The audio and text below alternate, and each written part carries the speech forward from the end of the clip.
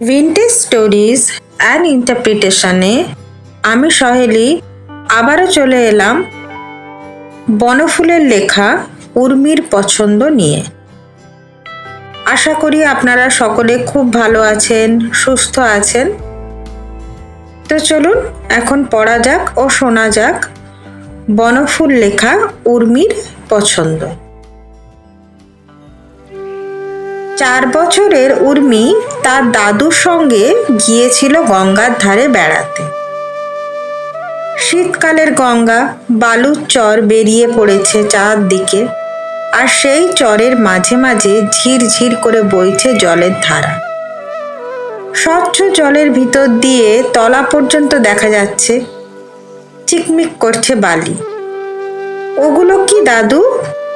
বক। 4টেই বক। অত সাদা কেন? ফর্সা জামা কাপড় পরেছে যে। অমন গলা বাড়িয়ে এগিয়ে আসছে কেন আস্তে আস্তে? তোমার সঙ্গে ভাব করতে চাইছে বোধহয়। কেন? তোমাকে বিয়ে করতে চায়। উর্মি ভুরু কুচকে খানিকক্ষণ চেয়ে রইল বকগুলোর দিকে। 4টেকেই আমি বিয়ে করব? করলে ক্ষতি কি? দ্রৌপদী তো 5 জনকে বিয়ে করেছিলেন। দ্রৌপদীকে? রফলা বেরোয় না উর্মির মুখে। সে গল্প আর একদিন বলবো তোমাকে, এখনই বলো না। আগে ঠিক করো বকদের বিয়ে করবে কিনা। উর্মি ঘাড় বেঁকিয়ে ভাবলে খানিকক্ষণ, তারপর বললে, করব না। বড্ড লম্বা গলা ওদের, ঠুকরে দেবে না। ঠিক বলেছ, কথাটা তো ভাবিনি। খঞ্জনও চড়ছিল কয়েকটা জলের ধারে। 2-3 রকম খঞ্জন, কারো হলদে মুখ, কারো সাদা মুখ, কারো ছাই ছাই রং। ল্যাজ দুলিয়ে দুলিয়ে মনের আনন্দে চড়ে বেড়াচ্ছিল সবাই। একটা খঞ্জ লাফ দিয়ে উঠতেই উর্মি দেখতে পেল সেটাকে। দেখো দেখো দাদু, আর একটা পাখি। একটা নয়, অনেকগুলো। কিরকম লাফালাফি করছে, ল্যাজও দোলাচ্ছে। দেখতে পেয়েছো? আমি অনেকক্ষণ আগেই দেখেছি। ওরা এদেশের পাখি নয়, বিদেশ থেকে আসে।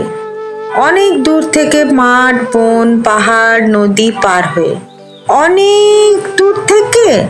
হ্যাঁ। কেন এসেছে? তোমাকে বিয়ে করবে বলে। আমাকে? তাই তো মনে হচ্ছে। কেমন সেজে এসেছে দেখো না। ওরা তো পাখি, পাখিকে বিয়ে করলে মা বাবা বকবে না? বকবে কেন? তাহলে পাখির খাঁচায় হাত দিলে মা বকে কেন? টিয়া পাখি যে কামড়ে দেয়। ও, খঞ্জন কামড়ায় না বুঝি? না। কি সুন্দর দেখেছো, কেমন খুরখুর করে বেড়াচ্ছে। বড্ড ছটপটে কিন্তু। কিরকম লাফালাফি করছে দেখেছো? খঞ্জন তাহলে তোমার পছন্দ নয়? না, ওই দুটোকে পছন্দ হয়। কোন দুটোকে? ওই যে খঞ্জনদের ওপাশে চড়ে বেড়াচ্ছে। কি পাখি ওরা? বাটান, ছোট্ট বাটান। গলায় কেমন সুন্দর কালো কণ্ঠি দেখেছো? কোথায় থাকে ওরা? ওরাও বিদেশে থাকে, এখানে বেড়াতে এসেছে। কেন? তোমাকে বিয়ে করবে বলে। সবাই আমাকে বিয়ে করবে?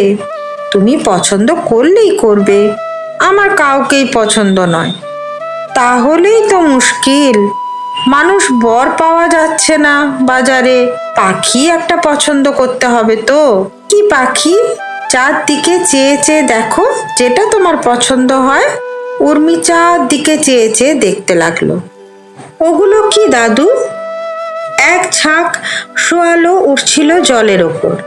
সূর্যের আলো পড়ে চকচক করছিল তাদের কৃষ্ণ নীল পিঠের রং। থামছিল না এক মুহূর্ত। জল ছুঁয়ে ছুঁয়ে উড়ে উড়ে বেড়াচ্ছিল ক্রমাগত। ওগুলো শোয়ালো, বাংলা নাম আরাবিল। ওরাও কি বিয়ে করবে বলে এসেছে? তাই তো মনে হচ্ছে। ওদের আমি বিয়ে করব না, বিচ্ছিরি নাম। তাছাড়া একটুও বসছে না, খালি উড়ে উড়ে বেড়াচ্ছে। গল্প করব কখন? আচ্ছা দাদু, ওরা আমাদের মতো কথা বলতে পারে তো? সেখানে পারবে। টিয়াটা কেমন কথা বলে শুনেছ তো? চমৎকার কথা বলে টিয়াটা, কিন্তু বড্ড কামড়ায় যে। বাহ, ওই পাখিটা তো চমৎকার। কি ওটা? গাছের ডালে একটি শালিক বসেছিল, ঘাড় নেড়ে নেড়ে ডাকছিল যেন উর্মিকে। ওটা শালিক, ঘাড় নেড়ে নেড়ে তোমাকে ডাকছে, চলো ওর কাছে যাওয়া যাক। গাছটার দিকে এগিয়ে যেতেই পিড়িং শব্দ করে উড়ে গেল শালিকটা। তারপর দাদুর সঙ্গে অনেকক্ষণ ঘুরল উর্মি। দাদু তাকে আরো পাখি, গাছপালা, আকাশের মেঘ, সবুজ গমের ক্ষেত দেখালেন। উর্মি কিন্তু বেশ একটু অন্যমনস্ক। যে গাছটায় শালিক পাখিটা বসেছিল সেই গাছটার দিকে ফিরে ফিরে চাইছে কেবল। দাদু ডাকলেন, উর্মি। উর্মি মুচকি হেসে বললে, পিড়িং, ও কি? আমি শালিক পাখি হয়েছি, শালিককেই বিয়ে করব। ওর ঠোঁটটা বেশ সুন্দর, হলদে নয়, ঠিক আমার ফকের মতো। দুদিন আগে উর্মিকে হলদে রঙের ফ্রক কিনে দেওয়া হয়েছিল। বেশ, তাহলে শালিকের কাছেই লোক পাঠাই গে, চলো। রাজি হয় তবে তো। উর্মিকে নিয়ে গম্ভীর মুখে বাড়ি ফিরে এলেন দাদু।